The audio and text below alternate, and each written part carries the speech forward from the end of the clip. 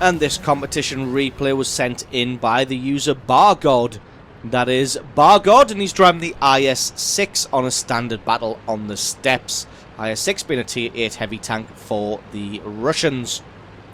So straight away, Bargod going to be heading to this right-hand flank. Got a few tanks heading that way. Most of the team is going to the left-hand side. A couple of tanks a little bit indecisive in the centre there. The slow KV-4 making a move now. Tiger 1 still undecided or AFK. Bargod going to be the only other heavy tank making a move this way. In fact, now the only heavy tank making a move this way as the T-34 takes up a sniping position amongst the rocks. Got the backup of two decent medium tanks and a light tank here. Trying to focus in on this A-44, but he just gets away. Does find his counterpart IS-6 here. Trying to focus in on a spot that he can penetrate, and penetrate he does. Looks like he may have hit the turret ring there. And that IS-6 bails down onto the lower ground. That T-44 is going to have to get out of there as he's taking considerable damage. Bargod's up in the air on this elevated plateau there, so he's got to take cover as well. Enemy IS-6 has just fired, so he's going to try and steam over the top and get some damage onto him.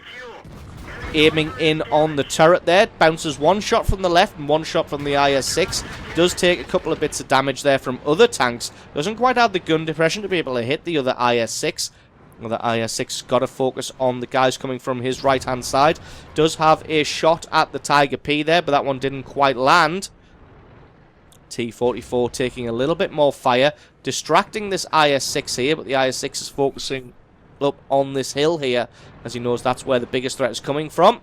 T-44 uses this opportunity to move around the side of the IS-6, and then Bargod uses that as his signal to move as well, and they all close the net around him and take him out. He was way too far forward without the support of his team.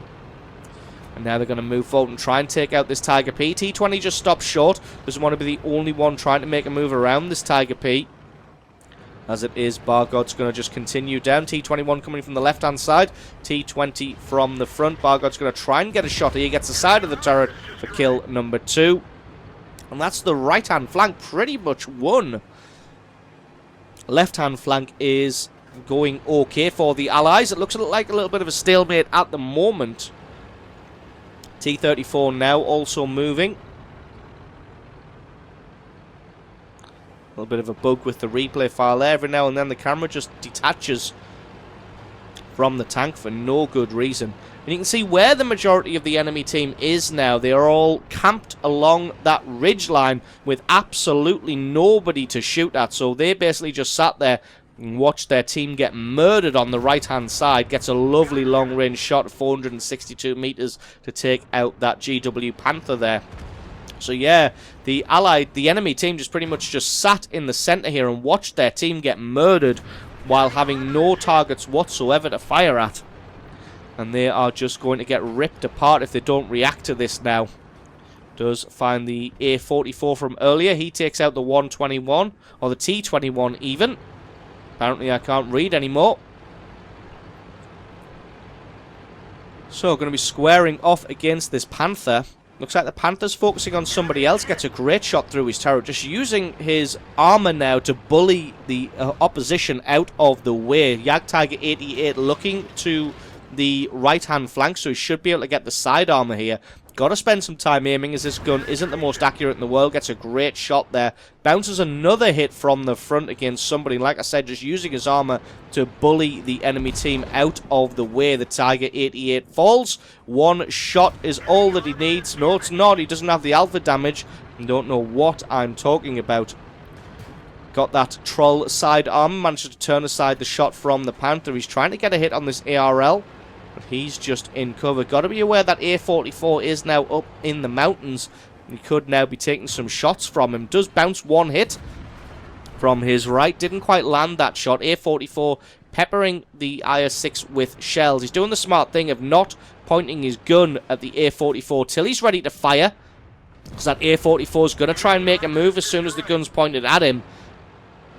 Very smart little piece of play there from Bargod, just not to focus on the A44 till he was ready to take that shot, and he points his gun at him and blows him away. Takes a good hit from the ARL as he comes over the top of the ridge, but he just doesn't really care and takes him out. Got a Rheinmetall ahead of him. Got to be careful, as a Rheinmetall's always a danger with that huge cannon. Looks like he's firing at somebody else, so he can use that opportunity to make a move forwards. Got a T-34 and the T-20 in support. The Panther from earlier. Just one shot is all he's going to need this time, and he takes him out for kill number 6. Got the high explosive shells loaded just to take out this Rheinmetall. Doesn't want to leave anything to chance. I'm going to try and focus on the gun shield. Does get the gun shield, takes him out. Now he's going to focus on this VK3601. To be honest, VK3601 has a nice gun, but I don't think he's going to have enough to be able to do much to this IS-6. Looks like he's using the 88mm, which has less penetration than the Cornish, or at least it used to. And Bargod having a storming game so far. He's just absolutely wrecked the guys who were camping on the ridgeline. Came in from that right-hand side and just punched a hole through the side of the enemy formation and just had his way with them. Finds the rear of a Super Pershing here. Always nice to find that. Gets a great shot to take out the track at the same time.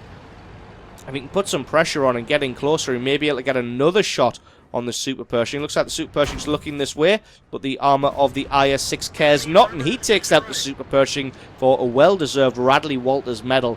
VK3601 and IS-3 have both made a run for this rock formation. Probably going to make this area their last stand, as they have a T-20 closing in, and they have a Tiger 1 coming from the right-hand side. It looks like, yep, they are going to make this their last stand. This will be their Alamo. T-20 being a pal and telling the IS-6 to go for his Pools medal. He's got all the time in the world. Gets the rear of both tank. Oh no, gets the rear of the VK to take him out. And this IS-6 is going to be more than a match for the IS-3. IS-3 doing the smart thing though of trying to turret hug. Bargod just backs off a little bit, trying to find a weak spot. Going for the top of the turret. Gets a beautiful shot there through the commander's hatch. IS-3 fires and misses. Maybe firing at the T-20 as he's a softer target. Bargod needs one more shot. Takes him out for kill number 10.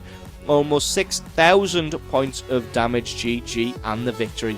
Using his IS-6 as a blunt instrument. Using his armor to his advantage to just bully the enemy team and punch holes through their formations. It's an awesome replay there from Bargod. Thank you very much for sending that one in.